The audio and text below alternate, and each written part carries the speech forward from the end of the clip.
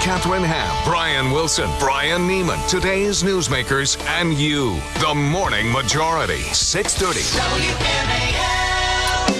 7:37 on WMAL. Coming up, Bill Crystal, Brett Baer in the 8 o'clock hour. Pleased to be joined now by Major Garrett from the National Journal. Your last here was the day of the big wedding. Yes, indeed. The royal wedding, not Mary Catherine Ham's wedding. No, that was the biggest wedding of the year. Right. That was the social event of the hemisphere. Which was the day after the royal wedding. Right. And we had all kinds of tips for her, but she didn't want to listen to us about that. No.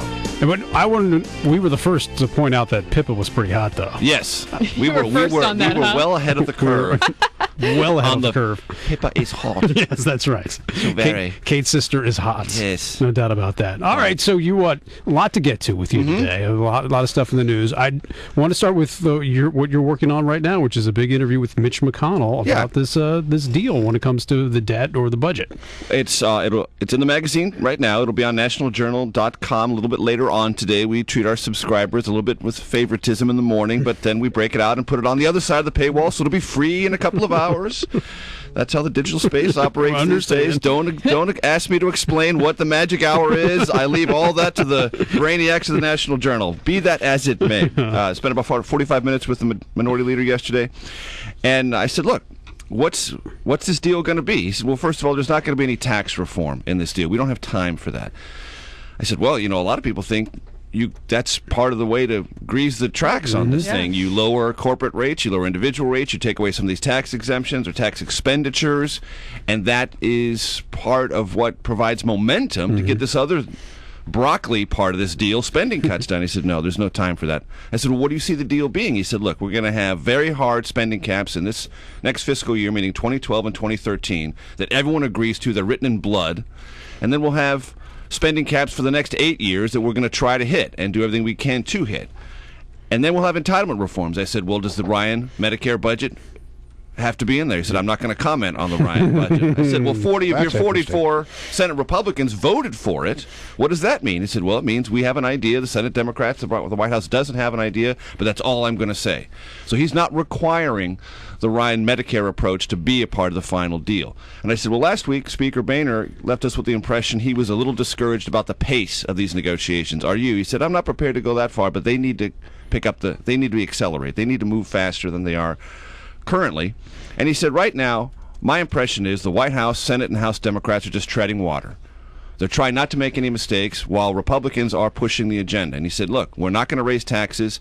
We're going to have deep spending cuts, trillions, not billions, and that's the deal. And without that, we're not going to sign on to it. So you get the impression, listening to the minority leader, that he feels that for the first time in a long time, probably since the Obama presidency, he feels more like the majority leader than he ever has before, because he feels like he's driving the agenda. And everything in the economic news is moving in his direction. I said, well, with the bad economic data, there are some who are saying, well, it's no time to cut spending.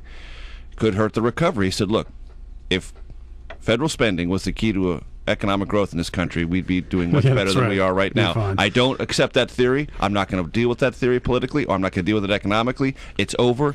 It's a relic, and we're going to cut spending, and we're going to as deeply as we can. So we'll see. First, Major, let me say, good to see you. Long time no see. Yes, Brian. It's good to see you. Back at you, bro. If you follow 2012 politics, then the big news today is what we've come to call the Newtony, where all of Newt's staff apparently walks off en masse. Some 16 people. Yep. Many people think they're aligning with the campaign, the yet-to-be-announced campaign of one Rick Perry, the governor of Texas.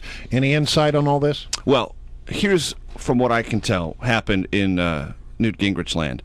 Whenever a campaign implodes like this and there's a statement about a conflict of vision, usually the vision is this: the candidate has a vision of people working for free, and the people who work have a vision of being paid. That is what I would say the essence of the conflict in the vision was. This is about money? Really? Look, there weren't Newt was having a terrible time raising money, okay?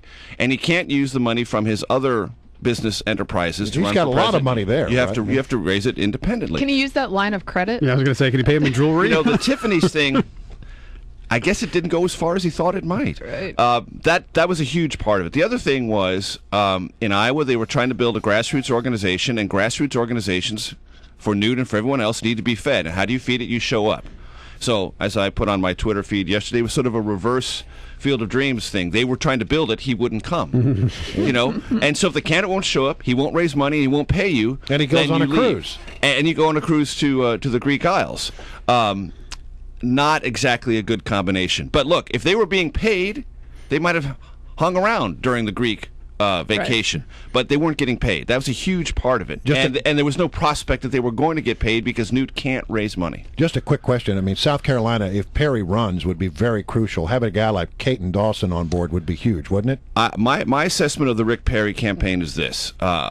About 2 months ago, he appeared to close the door. And most people I talked to who are looking around at this said, well, he's closing the door basically the way Haley Barbour did, the way Mitch Daniels ultimately did. He's not going to get in. Well, I think Rick Perry is now actively and seriously reconsidering that choice. And he knows, as the one state in the union that's created jobs, that's cut regulations, he has a story that is more relevant to these current economic times than any other candidate. More relevant than Pawlenty, certainly more relevant than Mitt Romney. And he has, at least, if not in Texas, there is a perception, and Brian, I want to have you help me out on this. There's a perception nationally that he is at least Tea Party approved, but you told me in Texas that's not necessarily the case. I want to double check with my sources down there, but I have really, I got about 10 or 12 people on speed dial from the Texas Tea Party who are friends of mine. I've met them. I've been down there to talk to them, and I got the impression in talking to them that they are not as enamored with Rick Perry as one would be led to believe. Now, that may change, but I think Rick Perry's looking at this race, and if he gets into it, I think he would have a very, very good chance. Maybe not in Iowa, but in New Hampshire, South Carolina for certain, Florida. I just think he would have, there are some aspects of his campaign that might be weak. His personal story might be a bit complicated. I'll just leave it at that. Major, I want to ask you about, a lot of people say that the knock on him would be, well, he's the governor of Texas. His mannerisms are a bit similar to George W. Bush. Might be a little reminiscent, but sure. you say that, in fact, he has an argument against that. Well, he's not a Bushy. Right. The Bushies don't like him, haven't for quite a while. They ran Kay Bailey Hutchison against him. For his re-election bid for governor. He thrashed Kay Bailey. Crushed her. Yes, which was not the way that campaign looked when it started. Right. It looked like a very much of a dead even race, and his team really took the Bush team to the woodshed, as they would say in Texas, and so he can say within the party and nationally, look, I'm not a Bush clone. I'm not created by the Bush machine. I am from Texas, but I've created jobs. I've cut regulations. I know how to run an economy. I'm a governor. There's a proclivity within Republican circles and the country generally to look at governors.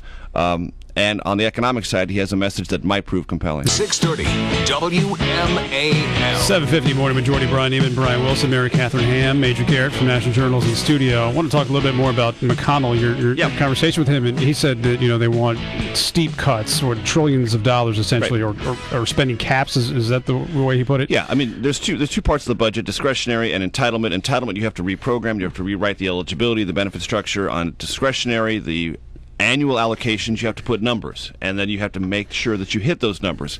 Congress and presidents have tried to do that in the past with Graham-Rudman-Hollings, other mechanisms. When the numbers get too tight, they always rewrite them.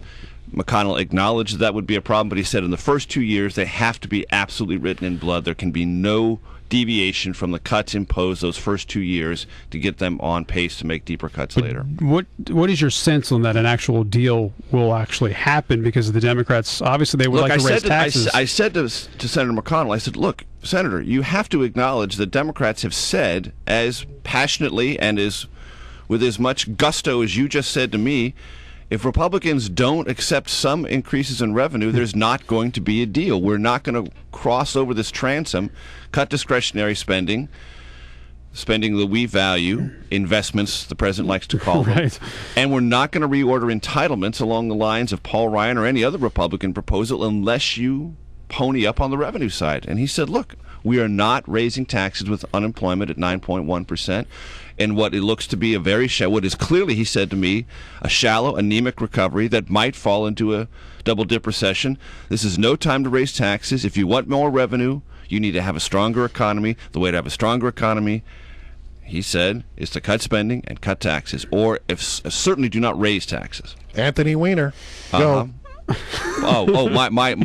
Let's see. I mean, that's all you got to do is topic and go. I think he's going to stay. Really? That's what. See, we have this bet. I believe he's out, and I thought maybe even by this afternoon I'm still going to stick by that. Mary Catherine Ham has I'm feeling even better now that Major's on my side. Well, I want to say it's not a bet; it's a prediction on my part. Well, it's a bet on my part. But I'm beginning to believe that Mary Catherine was right. Yeah, I mean. There's a couple of things at play here. First of all, on my Twitter feed, a lot of people said, why isn't Pelosi called for him to resign? Right. Pelosi doesn't do that. She hasn't called for any Democrat to resign for a couple of reasons. One is practical. If you want someone to resign and you are the leader of the Democratic House caucus and you tell them to resign, instantly all the factional representatives around them get angry and they want to fight the power. So that makes it less likely that they're going to leave because everyone around them says, no, stay, you're being forced out. Secondly, and this is a philosophical point of view the Democrats have, they believe historically women, minorities have been badgered and beaten up by a justice system that has a rush to judgment. And philosophically, they're not going to tolerate a rush to judgment. They want the process to play out. So philosophically and practically, Pelosi will not call for him to leave. She has tried to build the pressure. Allison Schwartz from Pennsylvania, very close to Minority Leader Pelosi. When she said it, that was Pelosi's way of saying, she is speaking on my behalf. But she won't call for it directly. The constituent polling in his district is he can hang around. He might survive it. He might. I'm screwed. I was hoping because Mary Catherine said she should shave a mohawk when she goes on O'Reilly. That was never No, said. that wasn't the deal? I thought that was our deal. No? Oh, well. Luckily, you're losing now. Yeah, I know. I mean, it just feels like he's going to stick around, be tenacious, and stay, and not have a lot of friends. All right, Major. But he didn't have many before. No, that's what I hear. Great to have you. Thank you very much for coming in. The weather forecast is hot. It's bloody hot. That's right. Right? Very hot. Tough for the pace there for the football players out there. Yes, indeed. It's just bloody hot. 7:54 on WO.